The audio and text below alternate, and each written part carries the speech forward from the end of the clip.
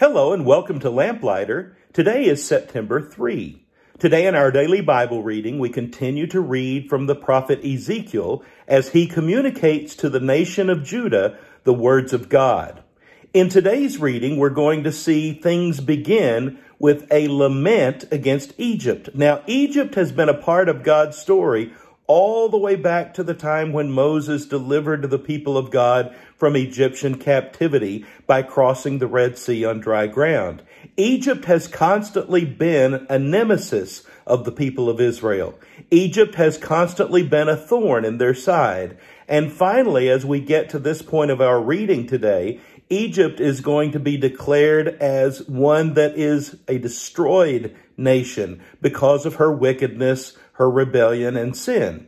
Egypt is going to be used as an example here of the forces of evil. So where we read Egypt, we read generically about all evil nations.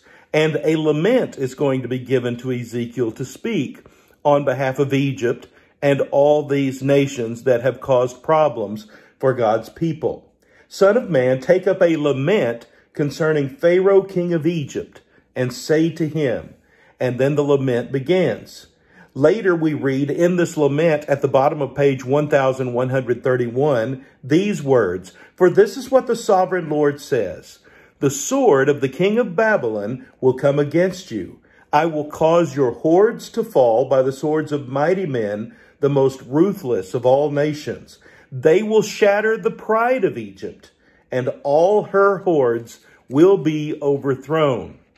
When I make Egypt desolate and strip the land of everything in it, when I strike down all who live there, then they will know that I am the Lord." And again, I continue to point this out to you, but there's that phrase again. God says, when I act with one primary purpose. I want you to know that I am the Lord. I am the only and sovereign Lord of all creation.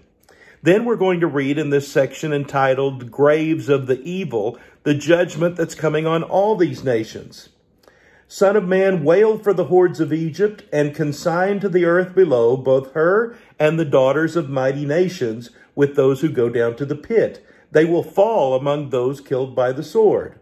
Assyria is there with her whole army. She is surrounded by the graves of all her slain, all who have fallen by the sword. Elam is there with all her hordes around her grave. All of them are slain, fallen by the sword. Meshech and Tubal are there with all their hordes around their graves. All of them are uncircumcised, killed by the sword because they spread their terror in the land of the living.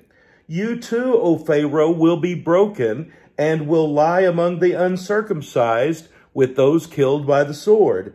Edom is there. Her kings and all her princes, despite their power, they are laid with those killed by the sword. All the princes of the north and all the Sidonians are there. They went down with the slain in disgrace, despite the terror caused by their power. They lie uncircumcised with those killed by the sword and bear their shame with those who go down to the pit.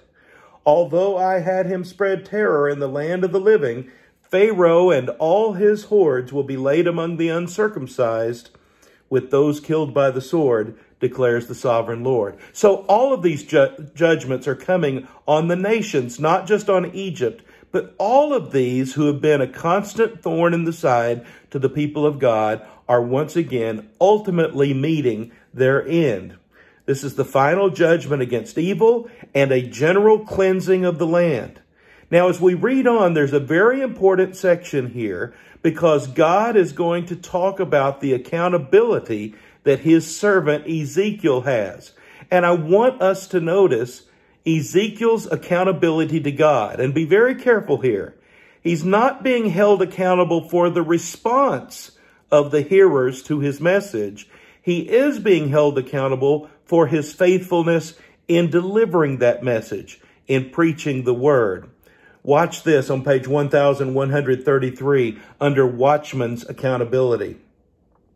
"Son of man, speak to your countrymen and say to them, when I bring the sword against a land and the people of the land choose one of their men and make him their watchman, and he sees the sword coming against the land and blows the trumpet to warn the people, then if anyone hears the trumpet but does not take warning, and the sword comes and takes his life, his blood will be on his own head.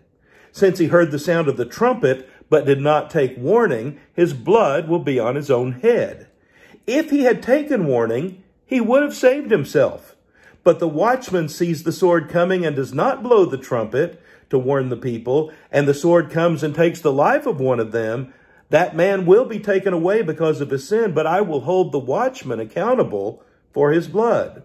Son of man, God says, I have made you a watchman for the house of Israel. So hear the word I speak and give them warning for me. When I say to the wicked, O wicked man, you will surely die, and you do not speak out to dissuade him from his ways, that wicked man will die for his sin, and I will hold you accountable for his blood. But if you do warn the wicked man to turn from his ways, and he does not do so, he will die for his sin, but you will have saved yourself. God goes on to describe the fact that he doesn't want to punish. That's why so many warnings are given through the prophets. Son of man, say to the house of Israel, this is what you're saying. Our offenses and sins weigh us down, and we are wasting away because of them. How then can we live? Say to them, as surely as I live, declares the Lord, I take no pleasure in the death of the wicked, but rather that they turn from their ways and live. Turn from your evil ways. Why will you die, O house of Israel? God is pleading with his people, then as well as now. Please listen to the warnings he's saying. Therefore, son of man, say to your countrymen, the righteousness of the righteous man will not save him when he disobeys, and the wickedness of the wicked man will not cause him to fall when he turns from it. The righteous man, if he sins, will not be allowed to live because of his former righteousness. If I tell the righteous man that he will surely live, but then he trusts in his righteousness and does evil, none of the righteous things he does will be remembered. He will die for the evil he has done. And if I say to the wicked man, you will surely die, but he then turns away from his sin and does what is just and right, if he gives back what he took in pledge for a loan, returns what he has stolen, follows the decrees that give life, and does no evil, he will surely live. He will not die.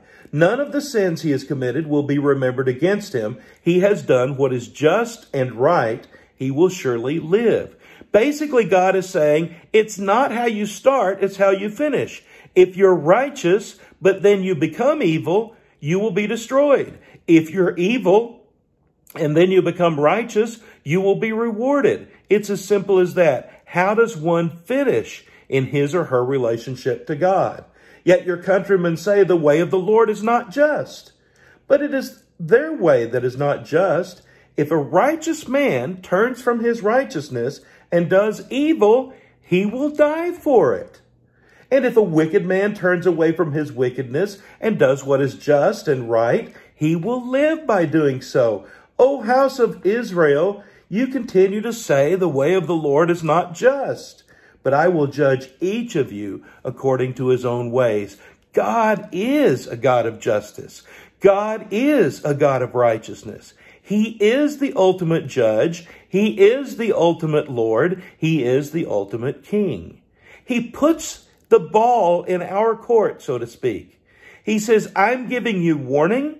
I'm giving you teachings. I'm showing you my will through my word. I'm asking you to be my people. I'm asking you to be obedient and submissive to my will. If you choose to follow me and to worship me and to be faithful to me, you'll be rewarded.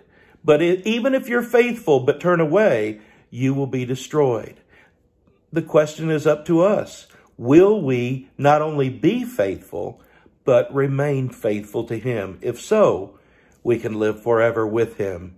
Isn't it great to be a lamplighter? His word is a lamp to our feet and a light to our path. I hope you have a blessed day.